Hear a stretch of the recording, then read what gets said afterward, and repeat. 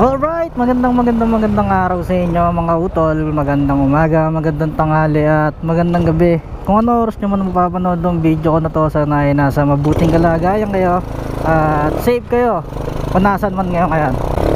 Bago ko simulan yung video na to mga tol, gusto ko lamang pala muna magpasalamat sa mga magigiting at masusugid nating supporters sa Facebook at sa YouTube.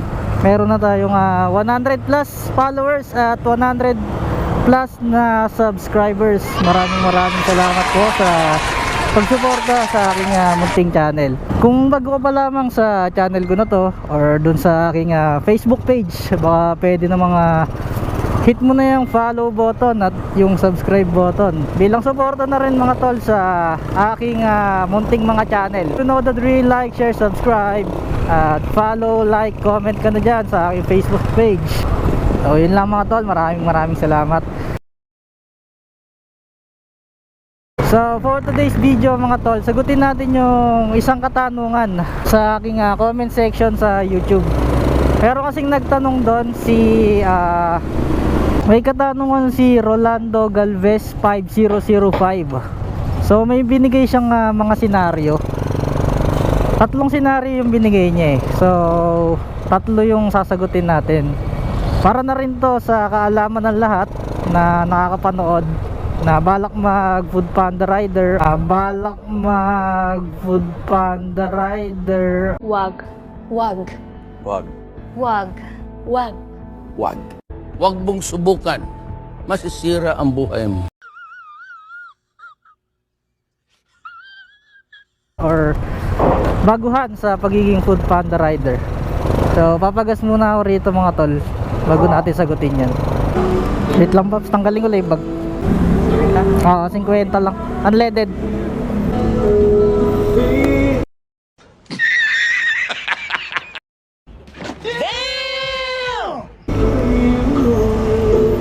Alright, let's go. Pala mga tol, naka-duty tayo ng food panda rider ngayon.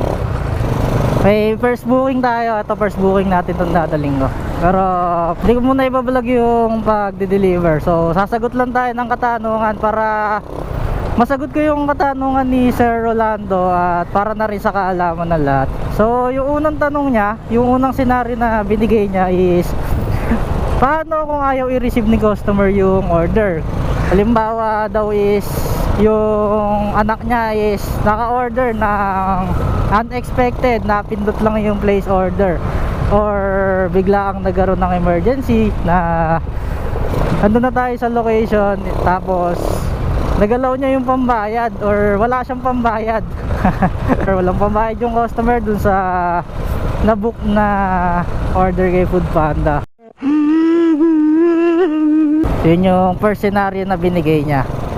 So ano nga ba ang gagawin ng isang rider kapag ganun yung scenario? Huwag mong subukan. Masisira ang buhay mo. So pag ganun yung nangyari unexpectedly, huwag naman sana mangyari sa ating mga rider, is kontakin natin si dispatcher natin dun sa may Food Panda apps natin. Tapos kausapin natin si customer na ipa-cancel na lang yung order. Madali lang naman yan Doon sa Food Panda apps nila, doon sa pinag-orderan nila, may option doon to cancel the order or else i-dispatch natin, ipa-cancel natin kay dispatcher. Tapos kausapin natin si customer na may tatawag sa kanya. Kadalasan kasi pag nagka-cancelled order, tinatawagan ni dispatcher yung customer to verify, para ma-verify na cancel yung order. So kausapin natin si customer na may tatawag sa kanya, then i-confirm lang na ika-cancel yung order. So yun, pag na-cancel na yung order, automatic lalabas na sa ating Food Panda Rider app na return to vendor. So yung food na dala natin, matik dadalhin natin ulit doon sa pinagkuhanan natin, kung sa mga vendor natin siya pinick up. Click natin yung customer want to cancel the order, then i-attach natin dun yung reason kung bakit. Explain natin sa dispatcher natin kung ba't ika-cancel. Explain natin na maayos in a good way syempre. Apo, ay wait lang ma'am. Walang barya nga po yung 700. Ay, naku, wala pa ma'am eh. Wait lang po, okay lang po ba? Papalit ko muna yung 1,000. Balik na lang po, wait lang po ma'am. Saglit, papapalit lang po ako. Boss, baka may dalawang 500 po kayo. 4, 5, 6, 7. Eto po, pabilang na lang mo. Thank you po.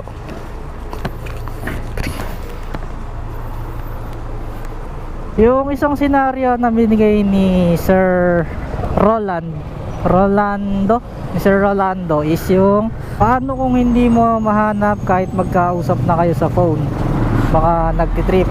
Ayun, syempre kapag ganon, try nating tawagan ng tawagan, try nating i-message ng i-message muna. Siguro mga 10 minutes or 15 minutes kapag talagang napansin natin na nantitrip lang si customer, is tulad nung sa unang sinabi ko, ipa-dispatch na lang natin, ipa-cancel na lang natin yung order, tapos return to vendor na lang. Kasi syempre sayang din yung oras natin kapag ganon. I-attach na lang natin doon na bakit natin i-cancel, bakit natin gusto i-cancel. I-attach na lang natin doon na hindi natin makita yung address ni customer, baka scam or trippings lang. Maintindihan naman ng mga dispatcher natin yun sa Foodpanda riders. Tapos ayun, magre-return to vendor ulit. Return to vendor yung kalalabasan ng ating booking na yun. Sa ma-explain nyo lang sa dispatcher mga tol yung talagang reason kung bakit natin i-cancel. Ma-explain lang natin na maayos sa kanila. Kasi syempre pag ganong scam or trippings or fake book yung dala nating order, syempre kawawa rin tayo, kakain ng oras natin, maaabala tayo.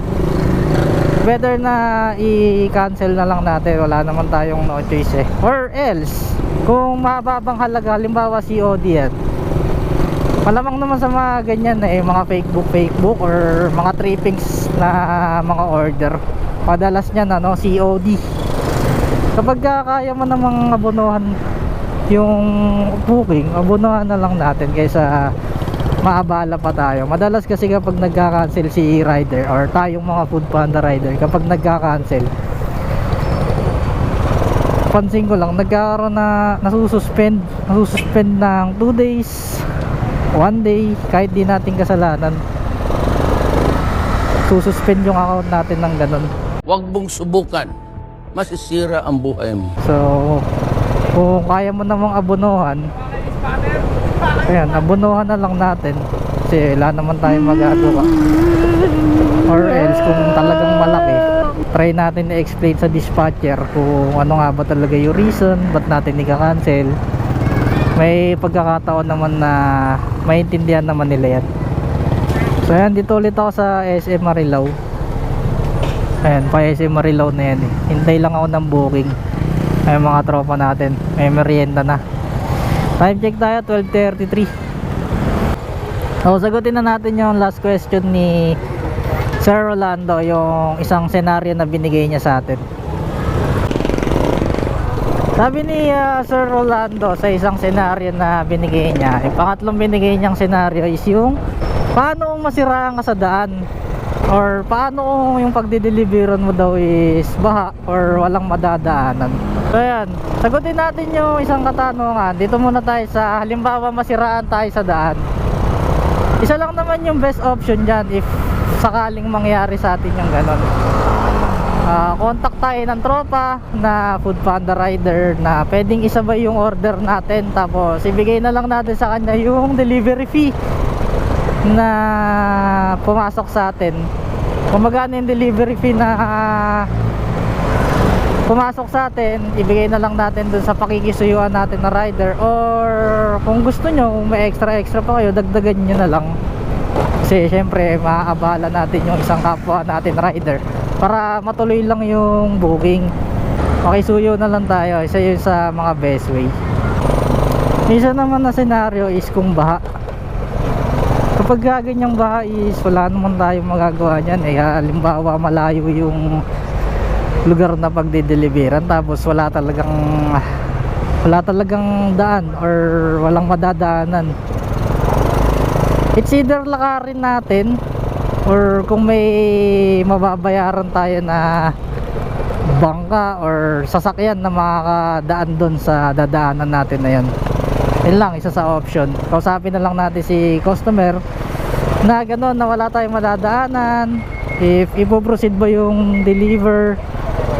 Kung gusto niya pa proceed, syempre papakargo natin sa kanya yung magiging service natin. Halimbawa, kaya lang dumaan dun sa way na yon is bangka, kasi syempre pag mataas yung baha, diba?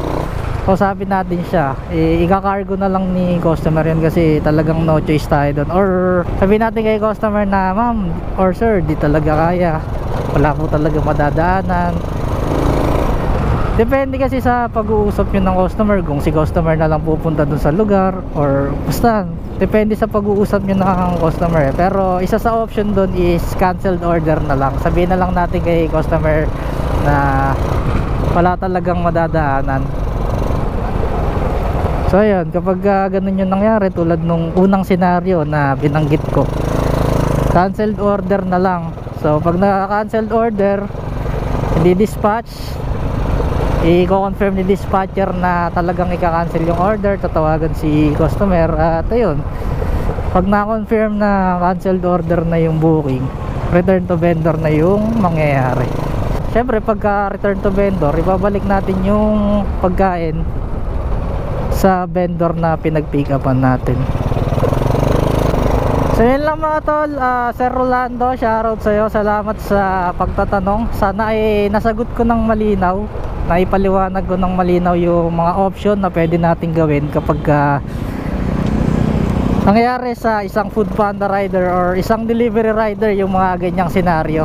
Yung baha sa daan, maling order or walang pambayad sa order, tapos ano pa ba isang sinabi niya, yung fake book or di mo mahanap yung location ng customer or nagtitrip yung customer. So sana nasagot ko sa video na to mga tol yung katanungan ni Sir Rolando. At Sir Rolando, sana naipaliwanag ko sa iyo ng maayos yung mga katanungan or senaryo na binigay mo. So guys, hanggang dito lang muna siguro mga tol yung video natin. At maraming salamat. Maraming salamat kung umabot ka sa dulo ng video na to.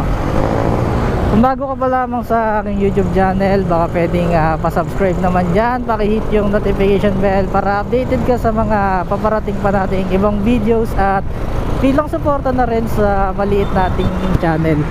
So you know the drill mga to, like, share, subscribe. It's your boy Jello. Peace out.